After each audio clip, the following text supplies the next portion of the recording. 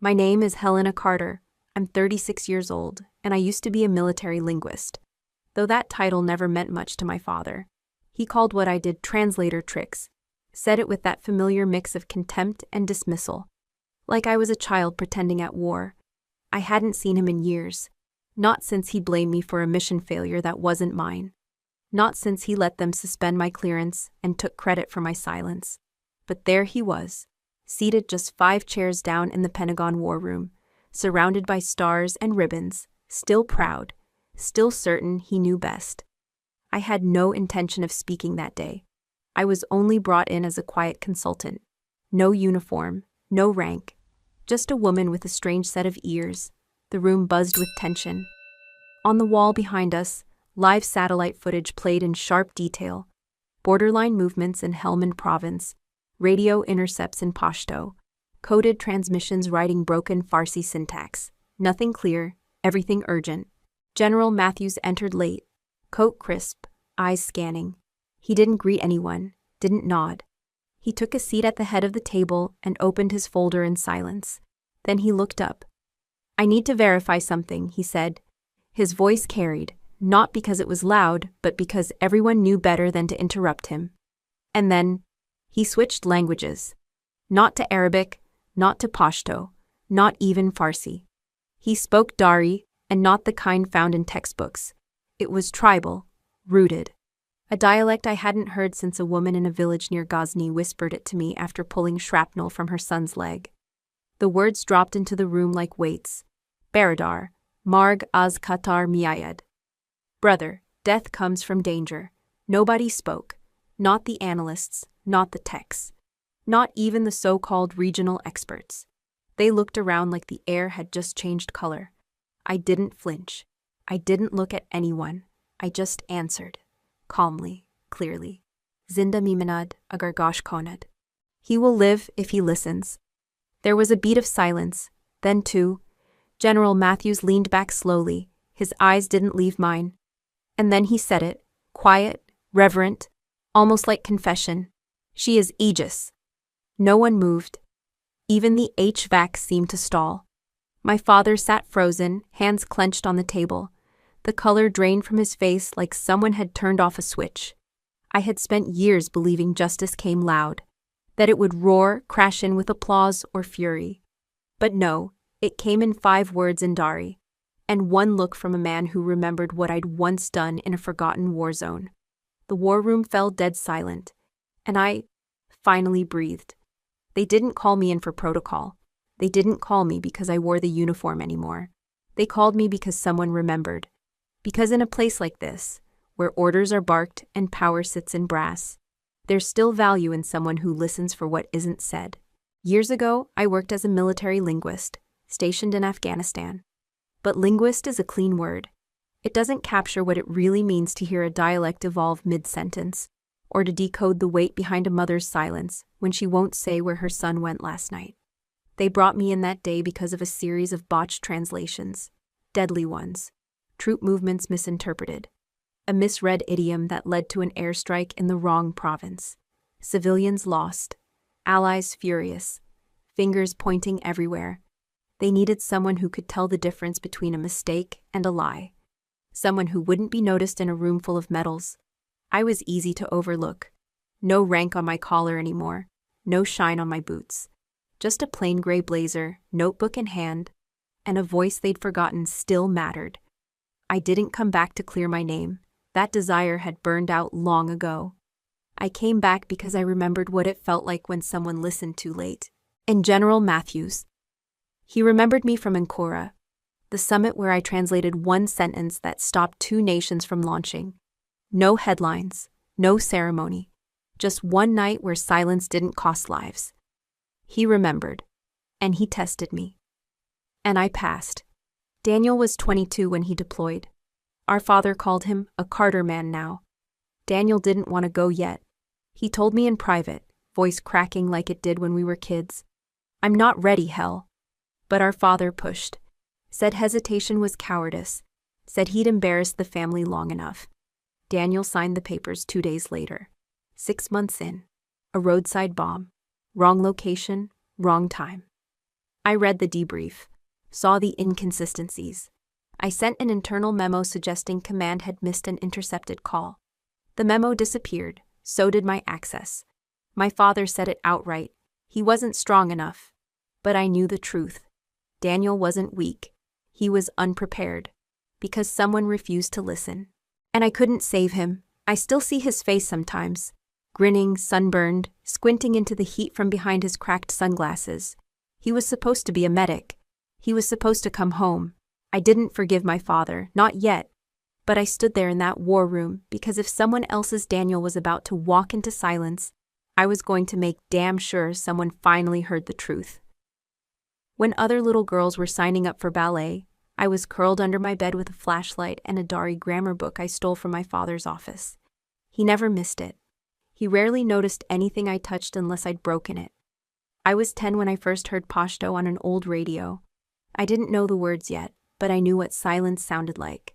And this wasn't it. This was rhythm. This was code. I copied it down on the back of my math homework until the numbers blurred behind consonants and borrowed vowels. At 11, I started mimicking the cadences of Urdu. I loved the way the words moved like water, never quite letting you see the current underneath. My father walked in once while I was practicing and raised an eyebrow. "What are you mumbling?" he asked. "Urdu," I told him, heart pounding. "It's spoken in—" He cut me off with a scoff. "All that'll get you is a job typing for men who make real decisions." He left the room before I could say anything else. My mother, though, she saw me, not always in words, but in her stillness. She was sick by then, quiet. Her voice a whisper at the edge of every room. But one night, when I was 12 and thought she was asleep, I caught her watching me from the doorway as I repeated a Dari proverb into my pillow. When I turned, embarrassed, she said something I never forgot. "Whoever understands language understands war, before it starts." It was the last full sentence she said to me before the hospital swallowed her. After she died, silence took up permanent residence in the house. My father didn't talk much, and when he did, it wasn't to me. By 13, I was fluent in Dari and conversational in Pashto. I hid my notebooks behind old coats in the hall closet. Not because I was ashamed, but because it felt like the only thing that was truly mine. I knew I was different from the girls at school. They laughed easily. I didn't. They danced to pop songs. I traced dialects. They passed notes about boys. I studied the tonal shifts in regional Farsi. My father thought I was weird. He called it obsessing, said I should be focused on real-world things. Algebra, physics, maybe volleyball. But the truth is, I wasn't obsessed. I was preparing. Even then, I didn't know what for. I just knew that something in me responded to foreign syllables, the way other kids responded to applause. It felt like power, not loud power. Not the kind you throw around with rank or volume. It was quiet power. The kind that doesn't announce itself. The kind that waits. Every time my father said I wasn't enough, too soft, too bookish, too impractical, I went back to my languages. Not to prove him wrong, but because it was the only place where I didn't feel like a mistake. I'd whisper to myself at night, in 3 different tongues, trying to memorize the sound of futures no one else believed I had. Because even in the dark, I believed this much. Words would take me somewhere that silence never could.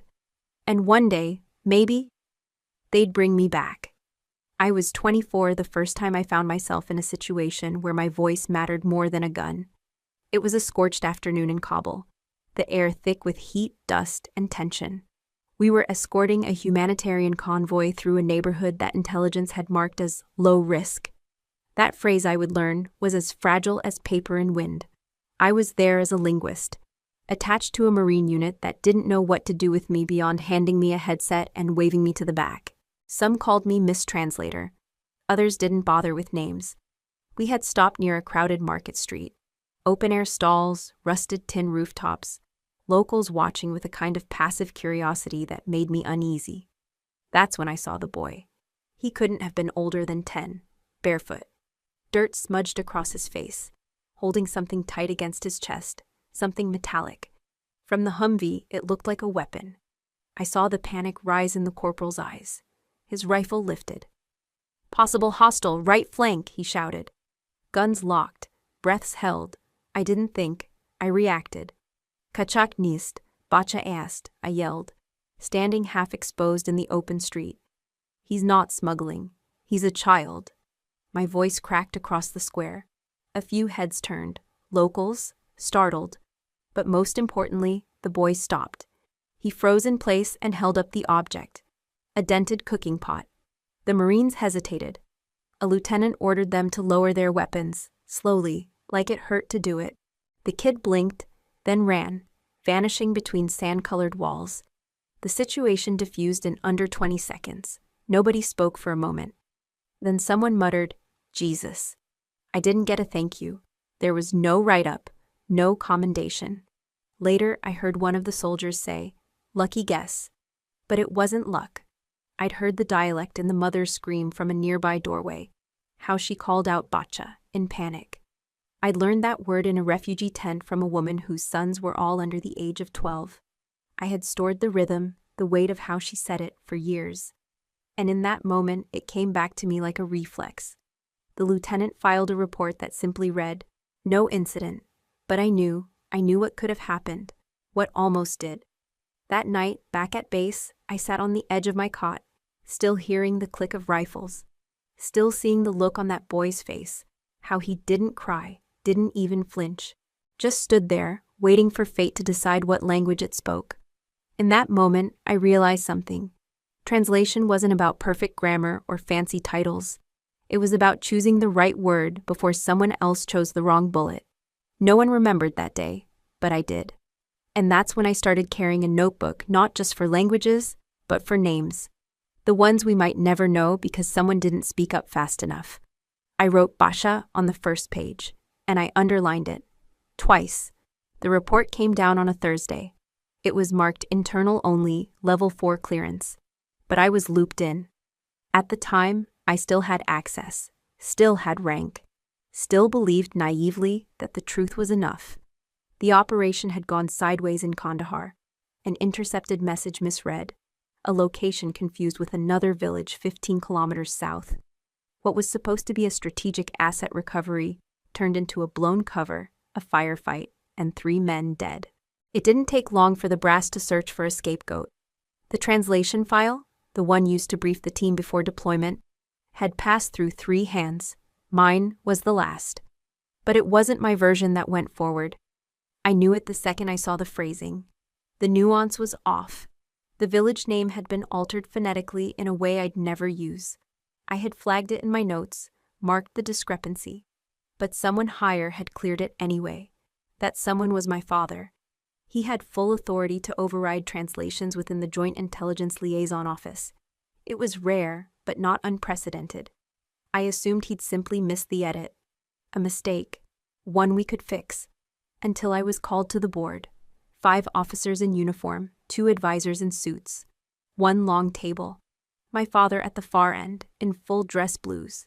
He didn't look at me when I entered. I stood, answered questions, showed my draft of the original translation, including the flagged concern. I explained that I had submitted it with a recommendation for verification. Then it was his turn. He cleared his throat, laid his hand on the table, and said evenly, "I believe Specialist Carter acted beyond her assigned capacity. She may have misinterpreted intent due to lack of field context." I blinked. My ears rang. "Sir," I started, unsure if I was speaking to the board or to him. "The authorization log," but he cut me off, still not looking at me. The error originated with her submission. I reviewed it under the assumption it was properly vetted. In hindsight, I should have double-checked. It was clean. Measured, practiced. I stood there as the board took notes. Not one of them asked why the junior linguist would be expected to bear responsibility for a command-level authorization. Not one asked why my warning was ignored. They accepted the deflection, quietly, neatly. And then they suspended my clearance, indefinitely. I walked out of that room with no rank, no voice, no way to prove what he had done. For weeks I thought maybe he'd explain, maybe he'd call, admit it had been politics, pressure, something, but he didn't. Instead, I received a copy of the final report with his signature on the bottom. Cold ink, my name, tied to the failure. That's when I stopped calling him Dad. From that point forward, he was Colonel Carter. A man who believed silence was safer than truth. A man who let me burn so his stars wouldn't dim. I had always known I wasn't the daughter he wanted, but that day I realized something deeper. He had never intended to protect me, only himself. And in that moment, something in me hardened. Not hate, not even grief, just clarity.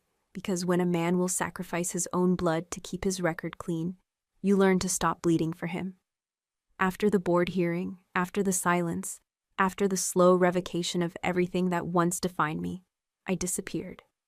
Not geographically. I didn't run to the other side of the world.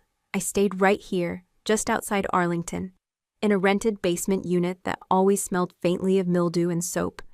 It was quiet, affordable, and nobody asked questions. The military didn't discharge me with ceremony. No one called. No one checked in. My badge access was deactivated the following morning. My inbox locked. My security clearance flagged. Just like that, I became a civilian again. And in some small part of me, I was relieved. Because the exhaustion of carrying what I knew and watching people pretend it hadn't happened had begun to rot something inside me. I needed to breathe somewhere that didn't reek of false reports and stitched-up lies. So I found a nonprofit on a bulletin board. They needed someone to teach basic English to Afghan refugee children. No background checks, no formal credentials, just patience, consistency, and a little heart. I showed up the next morning and never stopped.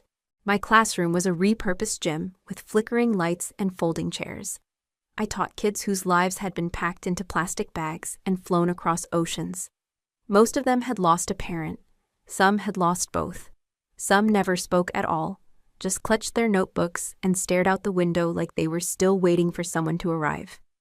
I didn't talk about my past. I told them my name was Miss Carter, that I liked tea, that I read a lot, and that I could understand the poems they whispered to each other in Dari, even if they didn't think I could. We started each session with a line from Rumi. I'd write it in English and Dari. Then I'd read it aloud in both. The younger ones thought it was magic. The older ones just nodded quietly, like they knew I wasn't really reading the page. I was reading them. One boy, Mustafa, about 9, once asked, "Were you ever in the army?" I hesitated. Then I nodded. He didn't ask more, just said, "You look like someone who doesn't yell." I smiled at that. It was the best kind of compliment. I spent 2 years in that room, teaching colors and seasons, explaining verbs, but mostly reminding them that their voices mattered, even if no one was listening yet. I didn't miss the uniforms. What I missed was purpose. I missed being useful. I missed being in a room where I could stop a disaster with a sentence. But every time I saw a child spell their name in English and smile like they'd built a bridge no one could tear down, I felt a small flicker of that purpose return. I wrote no reports, received no medals, but I kept showing up. I was no longer Captain Carter, no longer Aegis, just a woman with words, and the memory of silence. And though no one in that gym knew it, every poem I chose to teach them, every single one, was something I'd once whispered to myself, years ago, on a cot in Kandahar, just trying to believe that the world could be softer than the battlefield it kept becoming. I didn't need a title to keep fighting. I just needed to speak where someone would finally hear me. It was a Wednesday. The heater in the rec center had broken again, and the kids were bundled up in mismatched hoodies as we read a poem about winter in Herat. I just finished translating the last stanza when my phone buzzed, screen flashing with an unknown DC number. I ignored it. I always did. But it buzzed again, and again, 3 times in 90 seconds. That was not random. That was intentional. When class ended, I stepped out back into the brittle air. I picked up on the 4th ring. Helena Carter? A man's voice. Calm, low, commanding. "Yes," I said cautiously. "I need 10 seconds. Then you can hang up." I didn't speak, just waited. Then he said it. "Baradar, marg az Qatar miayad." Brother, death comes from danger. My breath stopped. It wasn't just Dari. It was our code. From Ankura. From that hellstorm of a year. No one outside that field base should have known those words. Not in that exact order. Not with that cadence. I answered slowly, "Who are you?" He gave only his title, Lieutenant General Langford, Pentagon. My knees locked. I'm not in service, I said. This isn't a military summons, not officially. Then what is it? A pause. A crisis. With layers in 6 languages and eyes everywhere. I need someone who can hear the things no one else is trained to hear. I swallowed. You have hundreds of linguists. I don't need a linguist. I need you. His voice didn't flatter, it didn't plead. It was simply a statement of operational fact. Why now? I asked. After they pulled my clearance and buried my record. I didn't agree with that decision. I read the full report. Did you read who signed it? I know who your father is, Captain. That rank hit harder than I expected. I hadn't been called captain in almost 2 years. It felt like stepping into a uniform I wasn't sure still fit. I'm not sure I'm the right person, I said finally. Helena, he said gently. When I was stationed in Herat, we lost 2 Marines because an interpreter mistranslated a single word. You don't just translate, you decode. You see patterns, intention. You speak with authority, and you were the only one who caught the back-channeled threat during the Ankara wiretap incident. You remember? How could I forget? There had been 6 of us in that dark tent, rain battering the tarps like enemy fire. They were about to move troops on a tip that felt too clean. I had said 2 words, it's bait, and the op was pulled. That call saved 30 lives. No citation, no credit, but Langford remembered. What's the op? I asked. Top floor Pentagon, Friday at 600, details only in person. We don't trust internal lines anymore. Who else will be there? He paused. Some of your old team, one of whom asked for you by name. I closed my eyes. I could already feel it. The war room, the tension, the stakes. I said nothing for 5 full seconds. Then, I'll be there. He exhaled. We'll arrange access. Use the side entrance. And Captain? Yes? Don't let them shake you again. You were never the weak link. He hung up. I stood there for a long time, phone pressed to my ear, long after the line had gone dead. Inside, the kids laughed over a game of charades. A boy shouted, "Tiger!" in Pashto.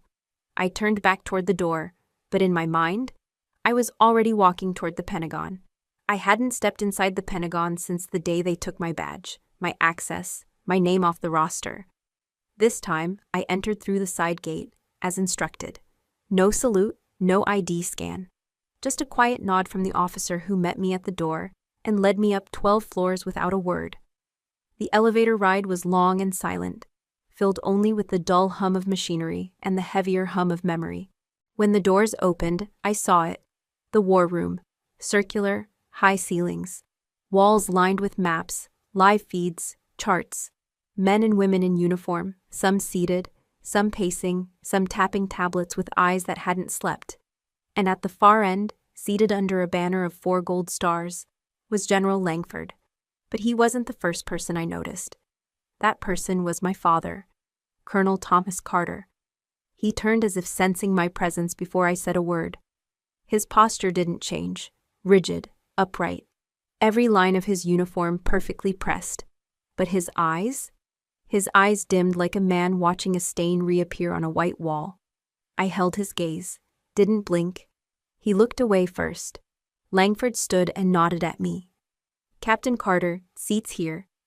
There were 3 open chairs, one beside a young intelligence officer I didn't recognize, one across from a tech analyst I once trained, and the last, right next to my father. I walked around the table, slow, deliberate, boots clicking against marble. I took the seat next to him. He shifted, just slightly, just enough. The room stilled, a hush before briefing. And that's when he leaned toward me, like a father might whisper to a daughter at a wedding, or a soldier might hiss at a traitor. Still clinging to your little translator tricks? He murmured. Low enough only I could hear. I didn't answer. I looked straight ahead. Let silence be the reply. Langford began speaking, his voice sharp and clear. We've intercepted layered communications over 3 platforms: radio, encrypted chat, and drone relay, all using fragmented code forms in a blend of Farsi, Dari, and Pashto, with anomalies in syntax and intent. I heard the language before I heard the words. It was how I'd always listened. He went on. We believe it's not just chatter, it's misdirection. A manufactured narrative seeded to trigger a policy response before a strike. We need someone who doesn't just translate, but interprets intention. Several heads turned to me. I said nothing. The screens flicked through strings of intercepted audio. The analyst debated signal quality. The linguist debated dialect shifts. My father crossed his arms, stone-faced. Langford finally looked at me. Captain Carter, initial impressions. I paused. One breath in, one breath out. Then I stood. Your translation here, "The river sleeps when the hawk lands," is wrong, I said. It's not metaphor, it's a directive. It means cease surveillance after aerial drop. This isn't poetry, it's instruction. The room froze. I turned toward Langford, then toward the others. Then, only then, I turned to my father. And the next phrase? I asked. It's a layered pun on a regional proverb, one not found in databases. Something only someone from Herat in 1985 would remember. You'd know that one, right, Colonel? He stared at me, but I saw it. His throat tightened. A twitch behind the eye, the look of a man cornered by knowledge he once dismissed. And I smiled, not with triumph, but with the calm of a woman who knew her voice would speak when no one else could. The lights dimmed just slightly, not enough to be obvious, but enough for instinct to kick in. The kind of shift you feel in your skin before your mind catches up. General Matthews stood at the head of the room. He hadn't said a word in 10 minutes, just listened, watched. His fingers steepled. His uniform looked like it hadn't bent once since 0600. He was one of those men you don't interrupt, because the silence was often more calculated than the words that followed. Finally, he spoke. 5 words, in flawless Dari. Baradar, Marg az Qatar Miayed. Brother, death comes from danger. The room didn't move. Even the monitors seemed quieter. I glanced around. Dozens of faces, all trained, all cleared, all elite. But not a single one understood, not enough to respond. Not enough to even register whether it was a threat, a proverb, or a test. They just stared at him, but I knew. Not just the meaning, I heard the weight, the cadence, the intention laced underneath. Because the phrasing was not just language, it was memory. It was from Ankara, from a night under blackout conditions, where a drone strike missed its target by 30 feet because someone mistranslated danger as darkness. I took a single breath in. Then I answered. Zinda mimanad, agar gosh konad. He lives if he listens. Matthews turned slowly, his eyes locked with mine. And the room reacted. A gasp here, a shift in posture there, like something ancient had just risen from the ground beneath their feet. The aide next to him blinked twice. Another officer leaned forward, lips parted. My father clenched his jaw, but didn't speak. I stayed still. Matthews looked around the room. I asked that question in every briefing this week, he said, now in English. No one responded. He walked, slow and deliberate, toward me. Some of you assumed it was poetic. Others thought I was issuing a threat. Some ignored it entirely. He stopped in front of me. But she didn't just translate. She understood. I didn't flinch. Not when he nodded. Not when he said the next 5 words that shifted the temperature in the room. She is Aegis, he said. Every breath vanished. Aegis wasn't a name, it was a designation. An internal code name for operatives who were not only fluent in language, but fluent in intent. Those who didn't just speak, but heard what others were too afraid to say. I wasn't expecting the sound that followed. A chair scraped back. It was my father. He stood too quickly, as if the floor had tilted. His hands trembled just slightly against the edge of the table. General Matthews, I don't think. But Matthews cut him off with a glance. Colonel Carter, if you had understood what I just said, you'd know you're not qualified to object. The silence that followed wasn't just awkward. It was final. My father sat back down, slower this time. And for the first time in years, I let the moment settle. I didn't smile. I didn't gloat. I just breathed. And let my presence fill the room the way his used to. Let them feel what it meant to be seen. Let him feel what it meant to be silent. Most people remember Ankara for the ceasefire that never officially began, and the war that never officially ended. But I remember it for one sentence, one I translated in a voice no one heard. Back then, I wasn't seated at the main table. I wasn't even in uniform. I was 19, the lowest clearance in the room, there under civilian rotation for linguistic observation. Technically, I was invisible. And yet, invisibility saved a continent that night. A delegate from the opposing side, nervous, sweating, leaned to whisper to his commanding officer. Dari, a dialect most assumed to be Farsi, but I caught it. He said, "Tell them we have planted it under the table. Let them say one wrong word." I didn't wait for protocol. I didn't ask permission. I moved. I crossed the room in 5 seconds flat, leaned down to our side's translator, and whispered one line. "They've planted an explosive, waiting for provocation." Chaos erupted within seconds. Security lunged forward. Delegates were rushed out. The bomb, rigged and primed, was real. But because of a sentence, a whisper, I gave them time. They never knew it was me. The report went up, classified. It credited an unverified third-party relay. No name, no face, no medal. But General Matthews had been in the room that night. He was watching everything from the darkened observation gallery 2 floors above. He had access to audio logs, back-channel chatter, and a photographic memory for anomalies. And he remembered one thing: the girl who didn't wait for authority. The girl who didn't need a badge to act on truth. The girl who understood that language wasn't just words. It was warfare. Aegis wasn't a code name I picked. It was given to me, quietly, 6 weeks after Ancora. I was pulled into a small debriefing room by an older intelligence officer with frostbitten knuckles and the kind of stare that made coffee taste cold. He said, "You see what others overlook, and more importantly, you speak before it's too late." I became a shadow asset. Low rank, high mobility. Used in briefings, interrogations, back-channel meetings no one put on the record. Not to make decisions, but to sense things others couldn't. That's what Matthews meant when he said, "She is Aegis." It wasn't flattery, it was designation.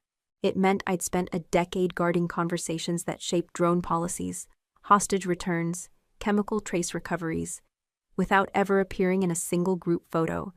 It meant the world saw a translator, but Matthews saw a pattern reader, a signal interpreter, a human firewall.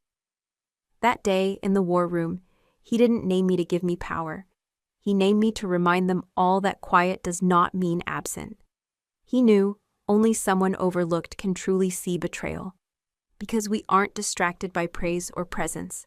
We hear the note that doesn't belong. And when Matthews placed the red folder in front of me, marked with the Ancora crest, I understood what he was doing. He was calling the ghost back into the room, not to haunt, but to protect. I looked across the table. My father's eyes had narrowed. He still didn't fully understand, but he would. Very soon. General Matthews didn't hand me an order. He handed me a possibility, wrapped in silence, held with a gaze that said more than the room could bear. The moment the others left the war room, he turned to me and placed a new file on the table. It bore no crest, no subject line, just a timestamp and a location. Kandahar Forward Command, 0300 Zulu. Inside, a transcript. 2 columns, source language and target language, lined up side by side. At first glance, it looked clean. Routine field exchange. A tribal elder negotiating safe passage for his villagers in return for clearing a checkpoint. The interpreter had recorded, "We offer water and no resistance if your men move past by sunset." But the Dari didn't say that. Not even close. The original line, "We will clear the road only after your tanks pull back. If not, we plant fire." I blinked. My fingers tightened around the page. A deliberate shift in tone, intention, and consequence. The real message was a threat. The translated version was a lullaby. And 12 hours later, a convoy moved in, believing the road was clear. They were met with explosives. 7 soldiers lost. 2 local guides executed. And the interpreter vanished. I traced the metadata embedded in the transmission log. Everything in the file bore clean credentials, too clean. It had been authenticated at 2 levels, flagged as secure review cleared, and routed through the Defense Language Systems server under a protected translator ID. Only one thing didn't match: the encryption unlock key used for clearance validation. It wasn't generic, it was personal. It bore the signature of someone who had manually approved the release. And when I decrypted the key and cross-referenced the hash, my stomach dropped. It was my father's passphrase, not copied, not spoofed, original. Used at 0321 Zulu, 2 hours after his official shift had ended, and 5 hours before the bombing. He had signed off on the distortion. The digital stamp didn't lie. I stared at the keystring. Wilco Eagle RF 1717. His signature encryption code since his days in Kandahar. My lungs shrank in my chest. This wasn't a clerical error. This was a message intentionally scrambled. A battlefield turned by the twist of a single word. And only someone who understood both sides of the language and the war could do it with such precision. I leaned back from the file, my mind racing. Was he being coerced? No. He had used his passphrase with surgical precision, in a time window small enough to suggest premeditation. A false translation meant lives lost, but it also meant diplomatic leverage created out of grief, because hours after the bombing, he was photographed shaking hands with the regional commander, securing new authority over that sector. It wasn't about death, it was about control. Matthews hadn't told me what to do. He didn't have to. By showing me this, he knew I'd follow the thread. Because language isn't just communication. It's choice. Every word we let pass unchecked becomes a weapon or a wound. I closed the folder. I now understood the cost of silence. And I understood why I'd been called back, not just to interpret, but to uncover who rewrote the truth. And I already had the first name on the list. I didn't sleep. After the war room emptied and the folder closed, I didn't go home. I went back into the language lab at base, swiped in under my old credentials, which apparently still held clearance, or were silently reactivated by Matthews. Either way, the terminal accepted me. The lights buzzed overhead, a strip of fluorescent hum. I sat in the dark with the glow of code and language streaming across my screen. And I started where all deceptions leave fingerprints, with sound. The original field recording was archived on an encrypted drive, dated 2 weeks prior, logged at the outskirts of Kandahar. The speaker, a local tribal negotiator. The mission transcript claimed he had offered peace, but I wanted to hear the actual cadence, the breath between words, the pauses that text cannot capture. I adjusted the audio filters, boosted the lower frequencies. The voice crackled through my headphones. Agar tank shuma rawastai shavad. Ra rakali mekunem. I paused the audio, rewound, played it again. This wasn't just a phrase, it was a challenge. The kind of phrasing that carried weight in tribal dialects. A man offering a bargain, not submission. But what truly caught my attention wasn't the meaning. It was the spelling in the transcript. A handwritten version, scanned and OCR'd.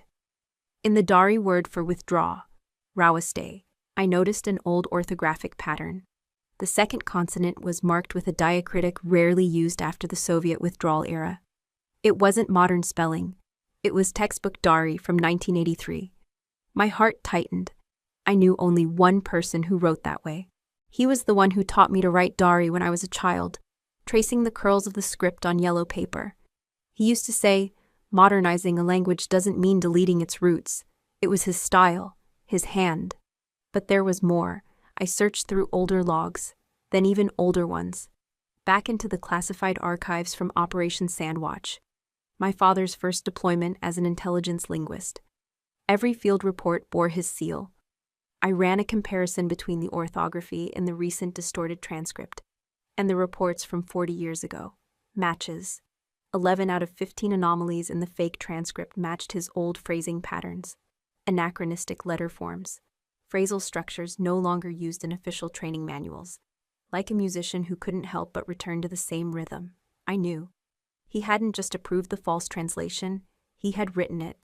The clincher came from a short phrase near the end of the log, the word galeb, meaning structure or framework. The way it was used made no sense in context, unless it was a substitution cipher.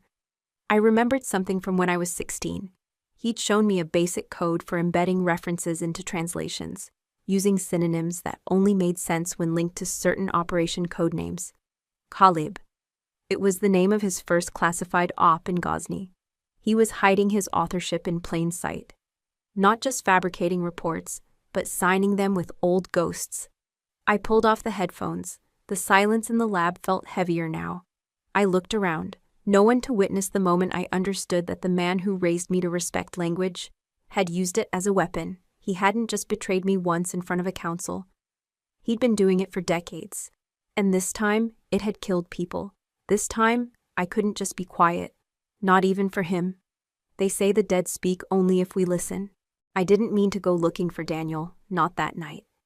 I was chasing patterns, anomalies, forensic linguistics embedded in chaos. But like every pattern, it eventually loops back to the first crack in the foundation.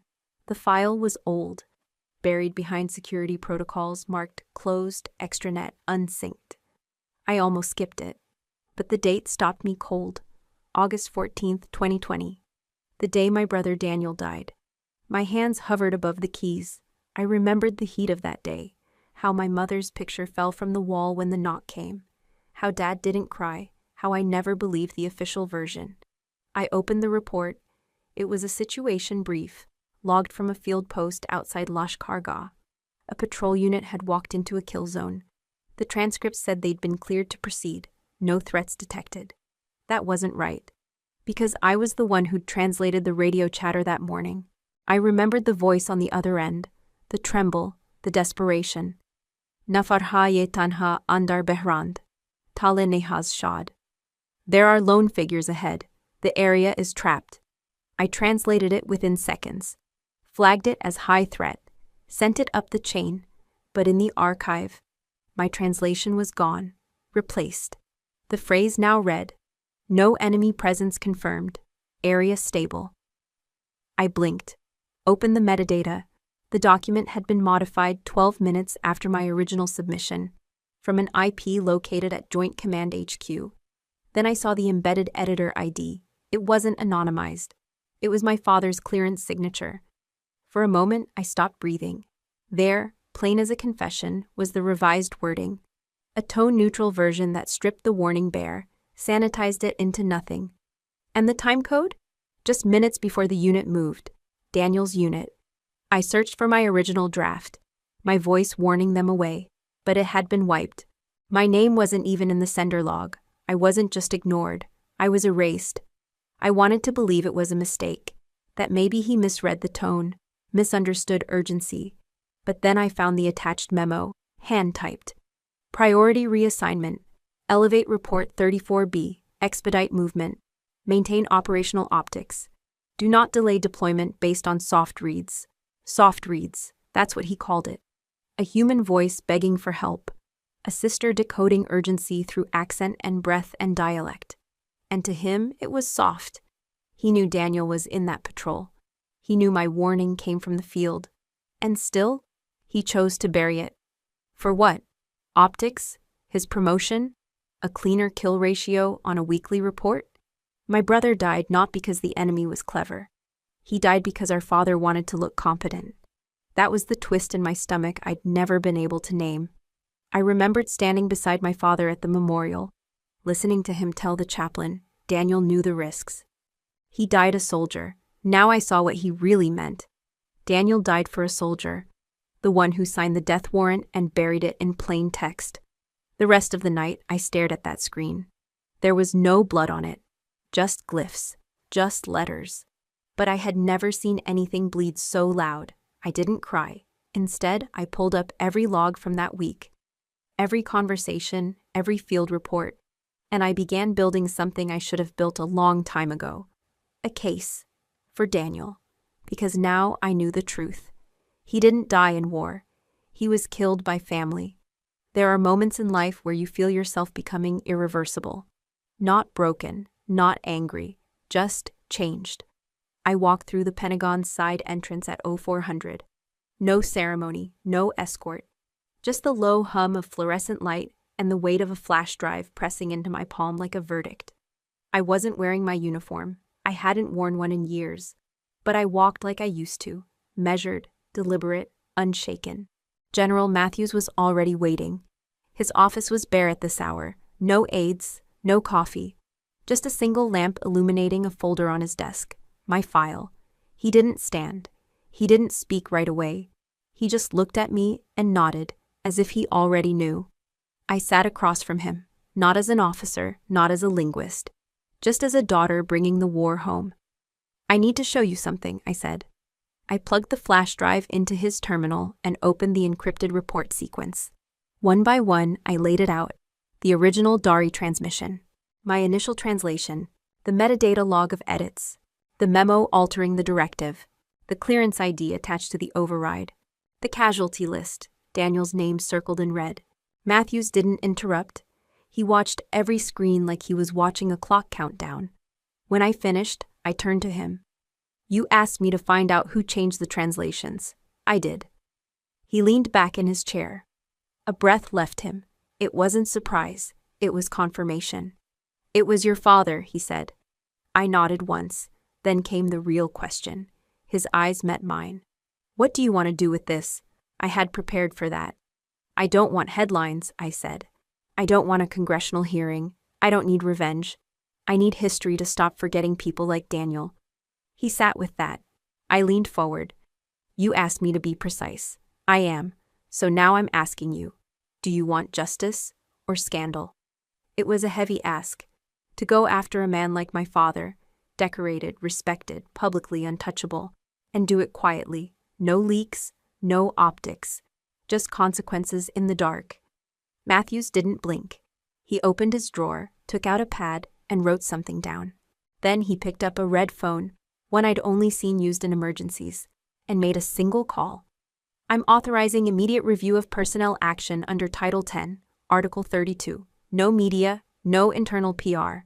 He looked at me again. His voice softened, just slightly. You'll testify? I nodded. He tapped the pad twice. You'll need protection. If the committee signs off, the arrest will be sealed. No ceremony, no cameras, but history will know. And that was enough. I stood. The weight of years didn't lift, but it settled. Matthews said one more thing before I left. Helena, you didn't just translate words. You translated silence into truth. I walked out the same way I came in. Quiet, steady, small in figure but not in presence. My father would not be handcuffed on the evening news. There would be no grand reckoning with the flash of 1,000 bulbs. But somewhere, behind the secured doors of a military courtroom, a man would finally face what he did. And Daniel? Daniel would no longer be just a name on a stone. He'd be a footnote in a classified ruling. A quiet line in history, but written in ink this time, because I made sure of it. The story didn't stay quiet for long. Even without cameras, without an official statement, something in the Pentagon shifted. Just enough to catch the attention of the right people. Within 3 days, it leaked. Not the full report, not the classified files, but just enough. Senior intelligence officer under investigation for manipulated translation leading to fatal mission. No names, but someone connected the dots. They always do. By the end of the week, there were think pieces, talk shows, panels with former generals debating what it meant when loyalty clashed with truth. And then, inevitably, the headlines changed. Daughter turns on decorated father, national hero or betrayer. Helena Carter, patriot or pariah. They never asked if the facts were real. They asked how I could do it.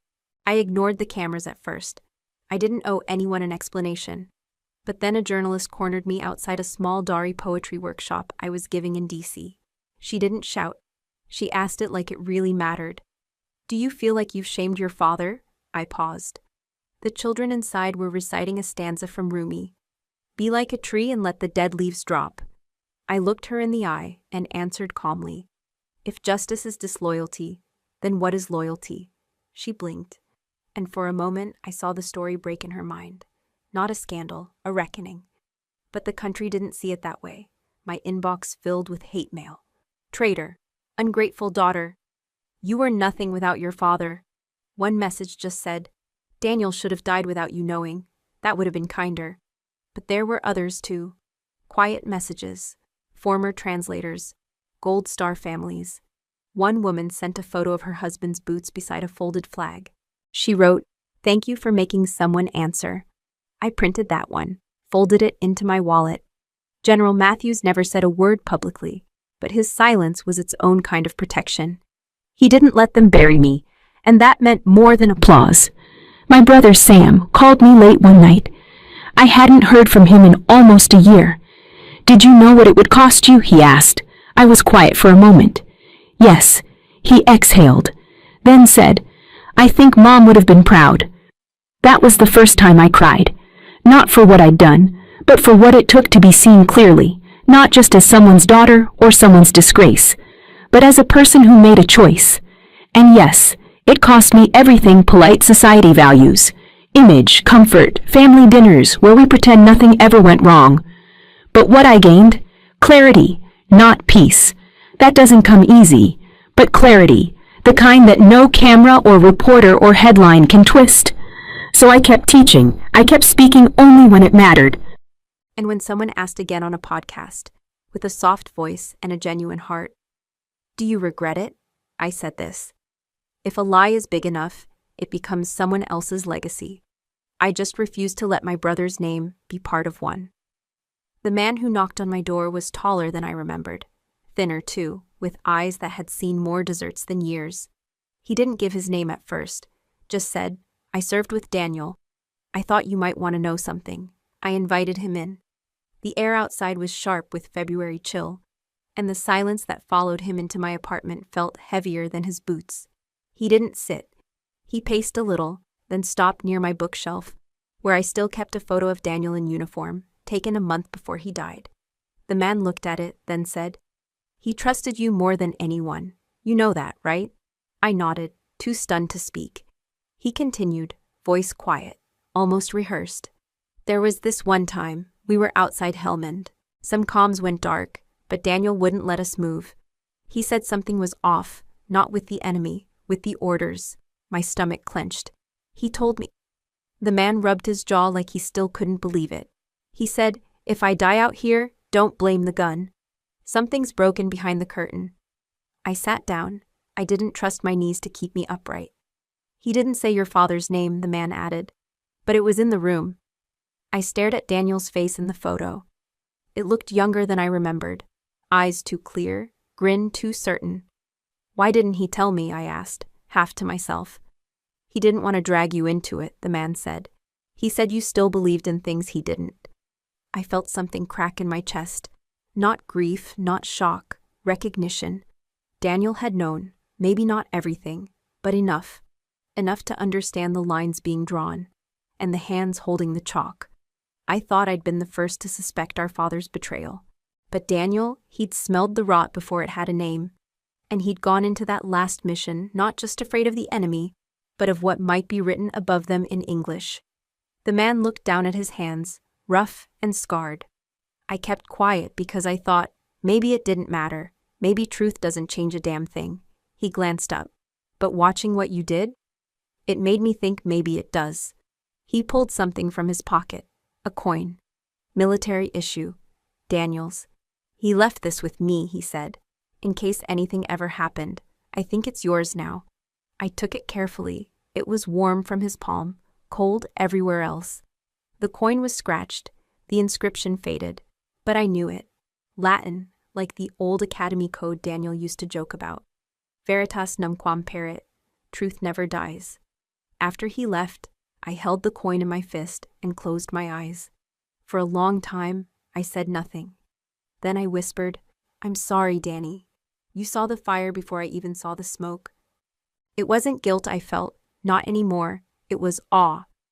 Awe that my younger brother, beneath the jokes and impatience and lopsided grins, had carried so much, that he died not just as a soldier, but as a witness. And I had taken too long to hear him. But I had now, and the world would hear him too. The folded flag sat on my desk, edges crisp, colors still bold. It had been handed to me with military precision, tucked under an officer's arm, placed into mine with ceremony and weight. But no words could have prepared me for how heavy silence feels when it's wrapped in 13 stripes. I had waited weeks before opening the letter. It arrived in a plain envelope. No return address, just my name in the middle, written in my father's blocky, controlled hand. I recognized the handwriting immediately. It looked like the same script he once used on mission reports and intelligence briefings. Calculated, distant, never warm. Inside was a single page, not even a full one, just 4 lines. No apology, no explanation, only a sentence that read, "Tell me where I went wrong." I read it twice, then a third time, not because I didn't understand, but because it was too familiar. That question, that refusal to own the answer. It was the same pattern he'd always used. When I was a child and he dismissed my dreams. When I served and he dismissed my worth. When I bled for truth and he called it betrayal. Where did he go wrong? He went wrong in believing silence was strength. He went wrong thinking command outranked compassion. He went wrong the moment he heard the truth and chose pride instead. I placed the letter beside Daniel's flag. My hands didn't shake. Not anymore. There were no cameras in the room, no medals, no witnesses, just the hum of the heater and the smell of old fabric and envelope glue. I pulled out a Sharpie and uncapped it with care. The same kind Daniel used to scribble poems in the margins of his notebooks, words he thought I never saw. I stared at the white star field for a long time, not because I was unsure of what to say, but because once I wrote it, there was no taking it back. Then, in the bottom corner of the flag's fold, between the lines of what he served and what he died for, I wrote, "You went wrong the moment you stopped listening. That was it. No rage, no name, no signature, just the truth. The kind Daniel deserved, the kind my father never gave." For a moment, I thought about sending him the flag with those words, but I didn't, because he wouldn't understand. He would read it as defiance, not clarity, as punishment, not reflection. And because the flag didn't belong to him, it belonged to Daniel, to a soldier who listened when no one else would, to a brother who sensed betrayal long before I did, to a man who died because silence was louder than gunfire. I folded the flag again, tighter this time. I placed it in a wooden box, lined with blue velvet, and locked it shut, not to bury the past, but to protect what little remained of it. I lit a candle beside the box that night, not for mourning, for memory, for Daniel, and for the answer my father never really wanted. I walk the halls of West Point now, not as a soldier, not as a spy, not even as a translator. Just a woman with a dry erase marker and a worn-out copy of Sadi's Gulistan in her satchel. My name's not listed on any valor wall. There's no plaque, no star, no whispered legend about the girl who stopped a war with a single sentence. And that's fine. I didn't come back for recognition.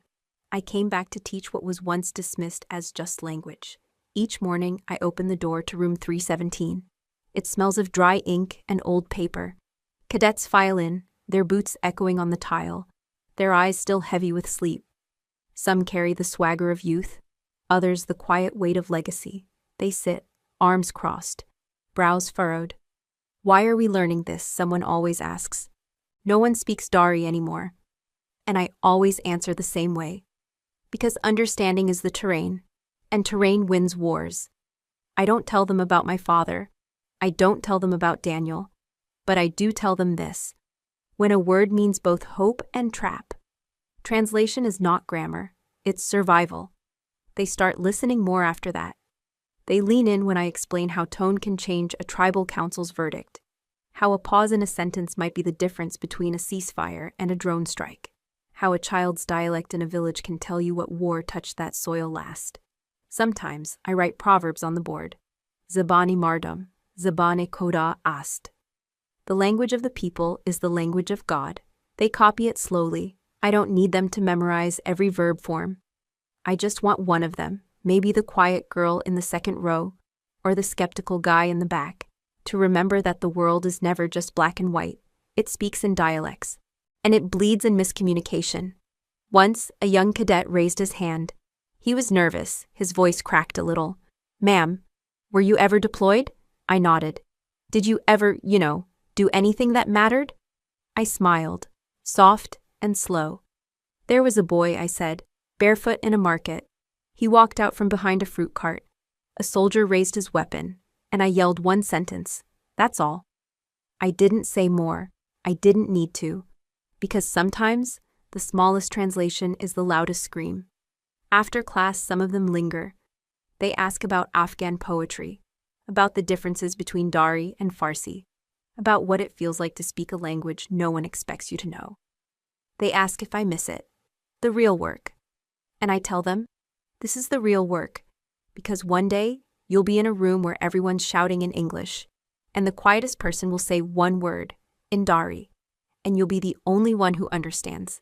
That's when it matters. That's when Aegis lives. Not as a title, not as a clearance level, but as a posture, a presence, a promise, to listen, to warn, to protect. I walk home after the last bell rings. My boots aren't military issue anymore, but they still echo down the concrete like they carry something heavy. And maybe they do. Maybe it's just a flag, or a letter, or a name that no longer fits. But more than that, maybe it's the weight of a language that once saved a life, and might again. It was a rainy Thursday. The cadets had tracked mud into the classroom again. Someone had spilled black coffee near the window, and the room smelled faintly of cardamom, probably someone's contraband chai. I liked that. Let the rules bend if the aroma told a story. I was erasing the board when I heard the question. It came from the back row, soft, hesitant, but clear. Ma'am, did you ever really save someone's life? I turned slowly. The speaker was a second-year cadet named Patel. He usually kept his head down, focused on conjugations and poetic rhythm. But today, he met my gaze. The rest of the class fell silent. I didn't speak right away. Instead, I walked over to the shelf, pulled out a worn copy of Rumi's Masnavi, and flipped through the pages. The corners were bent. Some verses were underlined in faint pencil, traces of past readers who had searched for something more than grammar. I set it down in front of Patel. Read that, I said gently. You'll find war in there, and peace, blood and forgiveness, all in one stanza. He hesitated. I leaned on the desk. Saving a life, I continued, doesn't always mean dragging someone out of a firefight or applying a tourniquet under fire. Sometimes, I wanted to say, it just meant not letting a word get twisted. There was a day, I said aloud, when a translator botched the tense of a verb. One word, and a ceasefire turned into crossfire. Men died. The class sat still. And then there was a day when a boy stepped out into a market. My team was ready to fire, but I shouted in Dari, Kachak nest, bacha ast. He's not a threat. He's a child. One cadet's pencil stopped moving. The soldiers hesitated, lowered their rifles. I smiled faintly. That boy lives. Maybe he's grown up now. Maybe he doesn't remember the voice that spared him. I looked back at Patel. But I do. He nodded slowly and opened the book. I saw his eyes catch on a passage halfway down the page. He ran his finger along the calligraphy. You ever wonder, I asked them, why we read poetry in a military classroom? No one spoke. Because poetry teaches you to listen, to tone, to rhythm, to silence. The battlefield isn't just bullets and tactics. It's misunderstanding. It's pride. It's the wrong translation at the worst possible moment. I took the book back and read aloud. Out beyond ideas of wrongdoing and right-doing, there is a field. I'll meet you there. They didn't move. Every phrase has a field, I said. A place where it bends, where it breathes. Your job isn't just to repeat the words. It's to carry their meaning across that field without stepping on a mine. Another cadet, Martinez, finally raised her hand. Did anyone ever thank you? I paused. No, I said. But they lived. And sometimes that has to be enough. The bell rang. Chairs scraped. Backpacks zipped. One by one, they filed out, except Patel. He stood awkwardly by my desk, still holding the book. Can I borrow this? He asked. I nodded. Just return it with something underlined. He smiled and left. I looked out the window. The rain had eased. The sun pushed through the clouds, making the wet campus gleam like polished bronze. And in that moment, I thought, maybe Aegis doesn't need a badge, or a title, or a headline. Maybe it just needs a voice, quiet but steady, reminding others what words are truly worth. It came in a plain envelope, no return address, just my name, handwritten in blue ink, the way mothers write when they aren't sure where to begin. I opened it slowly. The paper was soft, slightly worn at the corners, as though it had been folded and unfolded many times before someone found the courage to send it. The handwriting was steady, elegant, older, the kind that came from a generation who wrote thank you notes on real stationery. "Dear Miss Carter," it began. "I don't know if this letter will ever reach you, but I've carried these words in my chest for 4 years. It's time they find you." I stopped reading for a moment. The room was still.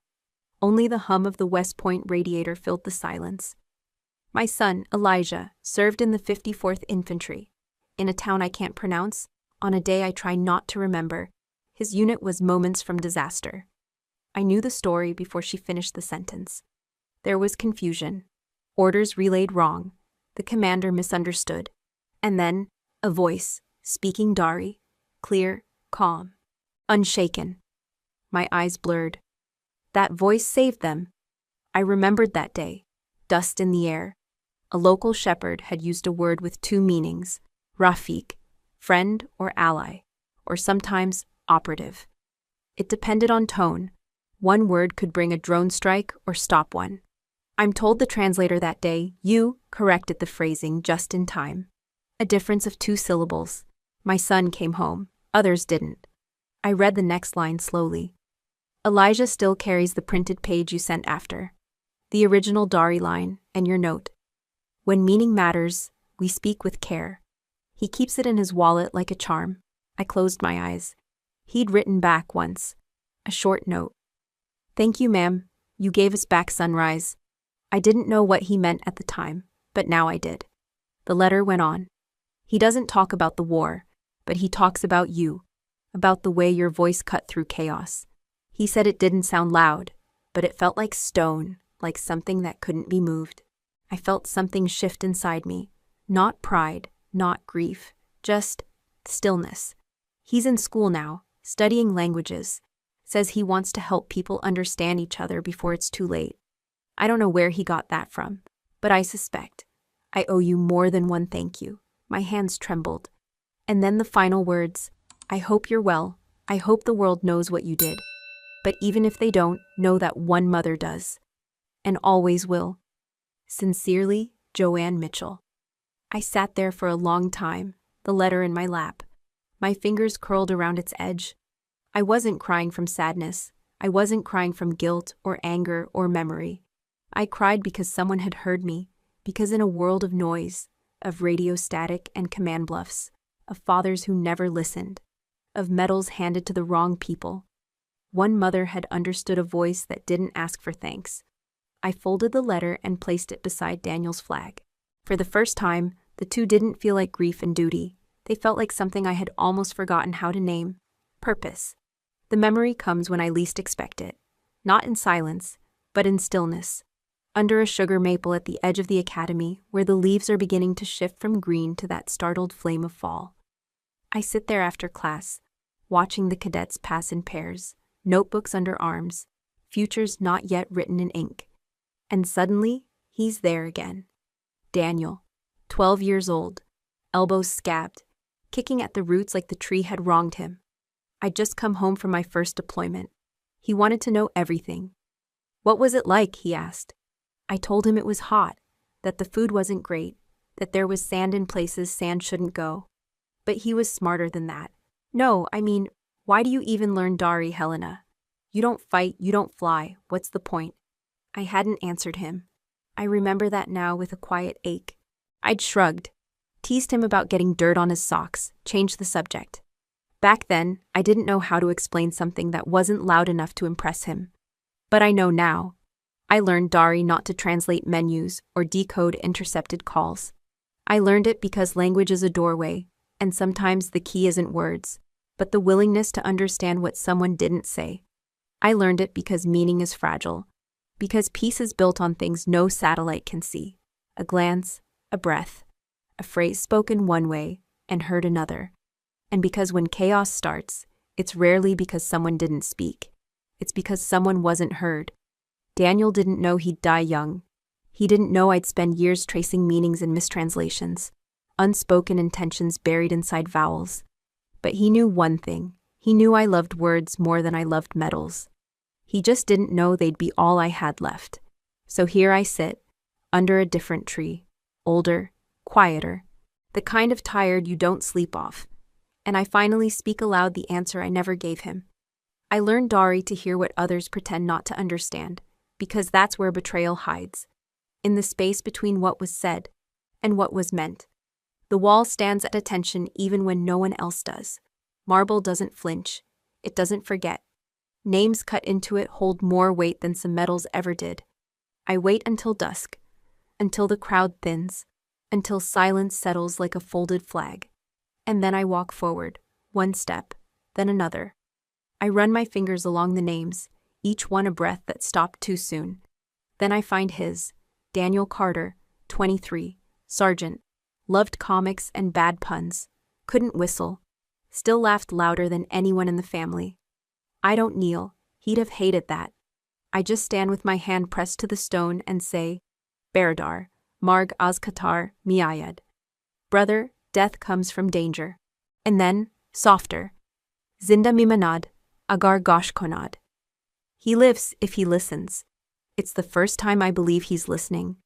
All this time, I thought he died never understanding what happened. But maybe, just maybe, he knew more than I ever gave him credit for. Maybe he saw what I couldn't. Maybe he felt the betrayal long before it reached me. And maybe, just maybe, he waited. Not for justice, but for recognition. That his death wasn't a statistic. That the wrong translation wasn't a simple mistake. That he mattered. I stay at the wall until the sun slips low and the names blur in the dim light. A groundskeeper walks past me and nods. He doesn't ask. He doesn't need to. I wipe my face and step back. 5 words still echo in the hollow between my ribs. And for the first time, they don't sound like a warning. They sound like a promise. I was never the one to kick down doors. Never the one to lead a charge or fire the first shot. I don't need a parade, or ribbons, or statues. I just need 5 seconds in the right place. To make sure the wrong word doesn't end someone's world. People say heroes wear medals. I wear language. I don't carry weapons. I carry context. And in rooms full of noise, I wait for silence. Because that's when the truth finally dares to whisper. I am Aegis, but not the kind made of steel. Not the kind hoisted on a battlefield. I am the shield in a sentence. The pause that holds a breath back. The voice that says, you didn't understand her. Let me try again. And if I did my job right, no one remembers I was there. Because war is loud, but peace is quiet, subtle, easily lost. And someone has to guard it before the first shot is fired. Before we say goodbye, I want to ask, where are you watching from? Is it a quiet morning with a warm cup of coffee? Or a late night where stories like this keep you company? Let us know in the comments. We read everyone with gratitude. And if this story touched your heart, please consider subscribing to the channel, not just to hear more stories like this, but to be part of a community that still believes in kindness, healing, and second chances. Thank you for spending your time with me today. Wherever you are, I hope you carry this story with you. And remember, sometimes the miracle doesn't knock on your door. It waits quietly until you're ready to open your heart. Take care. I'll see you in the next story.